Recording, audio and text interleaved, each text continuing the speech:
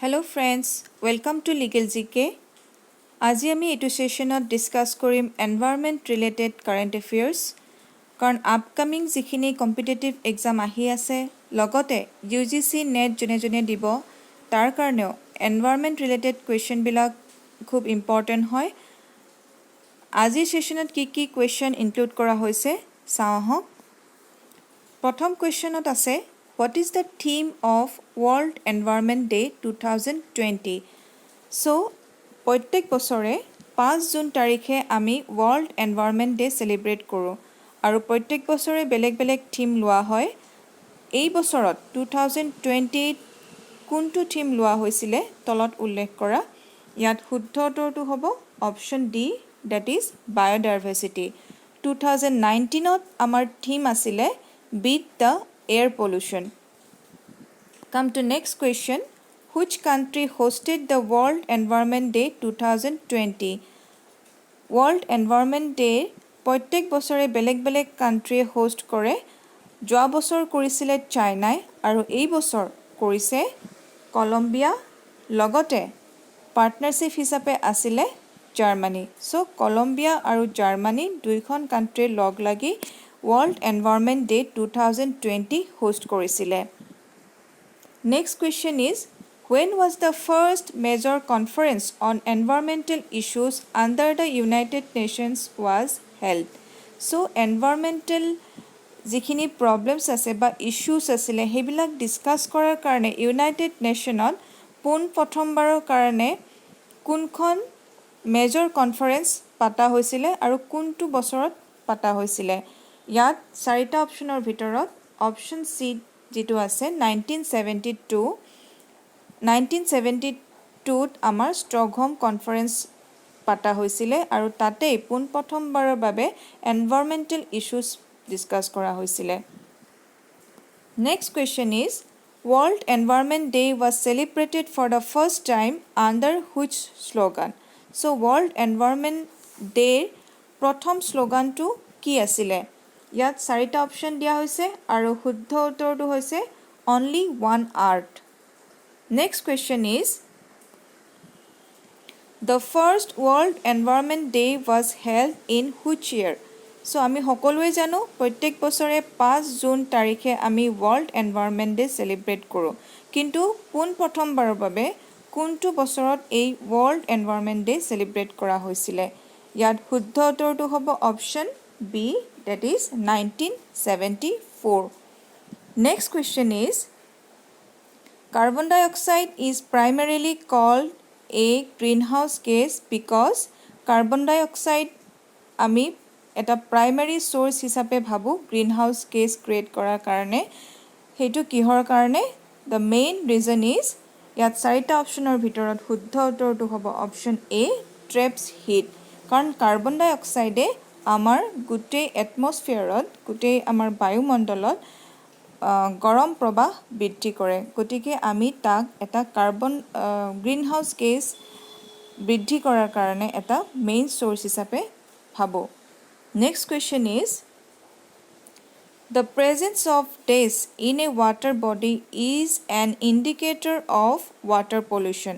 So water pollution হব কাৰণে water bodies বিলাকত তলৰ উল্লেখ কৰা কোনটো একচুয়ালি থাকিব লাগিব the presence of ইয়াত চাৰিটা অপচন আছে আৰু চাৰিটা অপচনৰ ভিতৰত শুদ্ধ উত্তৰটো হ'ব অপচন বি ই কলি next question is which of the following facts are incorrect ইয়াত কোৱেশ্চনটো নেগেটিভলি সোধা হৈছে যে তলৰ কোনটো একচুয়ালি শুদ্ধ নহয় ইয়াত চাৰিটা অপচনত আছে Global warming is the rise in the average temperature of the Earth's climate system. Option B ase eutrophication is observed in water bodies. The greenhouse effect is a natural phenomenon. Aru option D ase ozone is harmless to breathe. Yat shuddho uttortu hobo option D. Karon uporot ullekh kora prottekta অপশনে শুদ্ধ হয় কিন্তু ওজন is harmless to breathe but it is incorrect ওজনে আমাৰ উশাহ নিশাহ লোৱাত কষ্ট দিয়ে Next question is, depletion of the ozone layer is damaging to human health. Negative effects includes, কাৰণ আমি সকলোৱে জানো যেটো ওজন লেয়াৰ আমাৰ আছে হিয়ে আমাক আমাৰ মানুহৰ হিউম্যান হেলথত ড্যামেজ কৰে বা আমাক বিভিন্ন ধৰণে আমাৰ শৰীৰত এফেক্ট কৰে গতিকে ইয়াৰ তলত উল্লেখ কৰা কোনটো একচুয়ালি এটা নেগেটিভ ইফেক্ট হয় ইয়াত চাৰিটা অপচনৰ ভিতৰত অপচন 8 আছে skin cancer Next question is, this is an organism used to gauge the quality of an ecosystem. So, ইয়াত চাৰিটা অপচনৰ ভিতৰত শুদ্ধ উত্তৰটো হ'ব option D bioindicator. Bioindicator is an organism used to gauge the quality of an ecosystem. Ecosystemৰ quality জানাৰ কাৰণে আমি bioindicator use কৰোঁ. Next question is, what are the main constituent of acid rains? So acid rainot তলত উল্লেখ কৰা কোন দুটা পদাৰ্থ থাকে ইয়াত শুদ্ধ উত্তৰটো হ'ব option D all of the above. So acid rainot আমাৰ নাইট্ৰজেন অক্সাইড সালফাৰ ডাইঅক্সাইড আৰু নাইট্ৰজেন ডাইঅক্সাইড গুটেকেইটাই উপলব্ধ হয় Next question is, which major tech company recently announced that it has planned to cut more than half of carbon emissions across its supply chain by 2030. So তলত কেইটামান technical কোম্পানীৰ নাম উল্লেখ কৰিছে আৰু তলৰ কোনটো কোম্পানীয়ে অহা 2030ৰ ভিতৰত কাৰ্বন ইমিশন যেটো ডাউন কৰিব বা কাট কৰিব হেতু হাফ কাট কৰিব বুলি এটা প্ল্যান লৈছে সো এটা মানে ৰিজল্যুশন লৈছে সো ইয়াত উল্লেখ কৰা কোনটো কোম্পানী হ'ব it is B Microsoft so মাইক্ৰোসফটৰ চিফ এক্সিকিউটিভ কোন হয় এস নাডেলা সো তেখেতে এটো ডিসাইড কৰিছে বা প্ল্যান কৰিছে যে অহা 2030ৰ ভিতৰত কাৰ্বন এমিশন যিখিনি হয় সেই কোম্পানীটোৰ পৰা সেইখিনি প্ৰায় আধা কম কৰিব বুলি এটা ৰিজল্যুশন লৈছে Next question is, the Task Force on Blue Economy for Sustainable Development is a collaboration between India and which country? So তলত উল্লেখ কৰা কোনখন দেশৰ লগত ইণ্ডিয়াই এটা collaboration কৰিছে for Task Force on Blue Economy for Sustainable Development. ইয়াত শুদ্ধ উত্তৰটো হ'ব option B Norway. Next question is, which tri-state sanctuary has been declared as eco-sensitive zone recently? So recently eta sanctuary amar eco-sensitive zone boli declare korise kintu ei sanctuary to tinikhon state ok cover kore. So yat শুদ্ধ উত্তৰটো হ'ব option A National Chambal Sanctuary.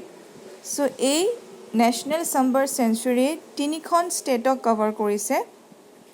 এখন আছে মধ্যপ্ৰদেশ উত্তৰ প্ৰদেশ আৰু Rajasthan Next question is, which national park in India has set up the country's first quarantine facility for animals? So তলত উল্লেখ কৰা কোনখন ন্যাশনাল পাৰ্কে ইণ্ডিয়াত প্ৰথমবাৰৰ বাবে quarantine facility বা জন্তুৰ কাৰণে quarantine facility ব্যৱস্থা কৰিছে ইয়াত শুদ্ধ উত্তৰটো হ'ব option A Jim Corbett National Park. এইখন ক'ত অৱস্থিত উত্তৰাখণ্ডত Next question is, researchers have discovered a creature which is claimed to be the world's longest animal in which country? So researchers সকলে এটা পৃথিৱীৰ ভিতৰত longest animal দীঘল জন্তু এটা আৱিষ্কাৰ কৰিছে কোনখন দেশত তলত উল্লেখ কৰা কোনখন দেশত সেই জন্তুটো পোৱা গৈছে ইয়াত শুদ্ধ উত্তৰটো হ'ব option B that is Australia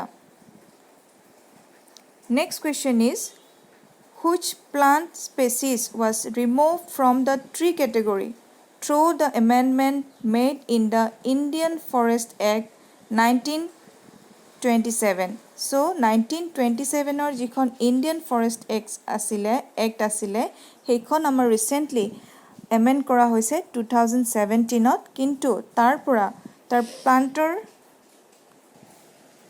species কেটেগৰীৰ পৰা বা ট্ৰি কেটেগৰীৰ পৰা এটা প্লান্ট ৰিমুভ কৰা হৈছে আৰু তলত উল্লেখ কৰা কোনটো প্লান্টৰ সেই এমেন্ডমেন্টৰ থ্ৰুদি ৰিমুভ কৰা হৈছে ইয়াত শুদ্ধ উত্তৰটো হ'ব option C bamboo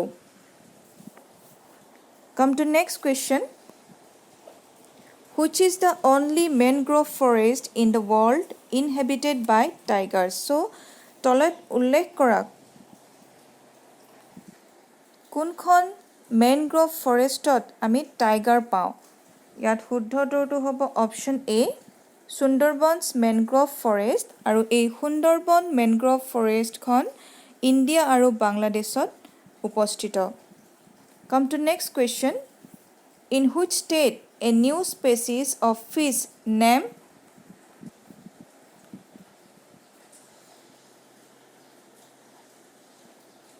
Schizothorax sicuciramenis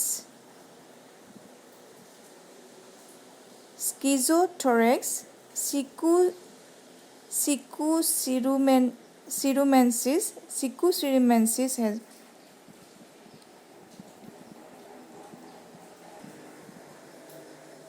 Schizothorax sicuciramensis has been discovered. So, etu khub tan nam hoy. এই ফিছটোৰ এই মাছটোৰ নামটো মনত ৰখা অলপ টান হয় গতিকে এই ফিছটো কোনখন ৰাজ্যত বা কোনখন ৰাজ্যত এই ফিছটো পোৱা গৈছে ইয়াত শুদ্ধ উত্তৰটো হ'ব অপচন সি অৰুণাচল প্ৰদেশ আজি সেশনৰ শেষৰ প্ৰশ্নটো হৈছে Ozone Day is observed on so recently আমাৰ Ozone Day observe কৰা হৈছে প্ৰত্যেক বছৰে এটো মানা হয় so ইয়াত শুদ্ধ উত্তৰটো হ'ব অপচন এ সেপ্টেম্বৰ 16 so আজিৰ সেশনত আমি 20টা কোৱেশ্চন ডিসকাস কৰিলো এইটা খুবেই ইম্পৰ্টেন্ট হয় hope you like the session যদি এই ভিডিওটো চাই ভাল পাইছে তেতিয়া হলে লাইক কৰিব আৰু শেয়াৰ কৰিব আৰু এনেকুৱা নতুন ভিডিও চাবৰ কাৰণে please do subscribe my channel thank U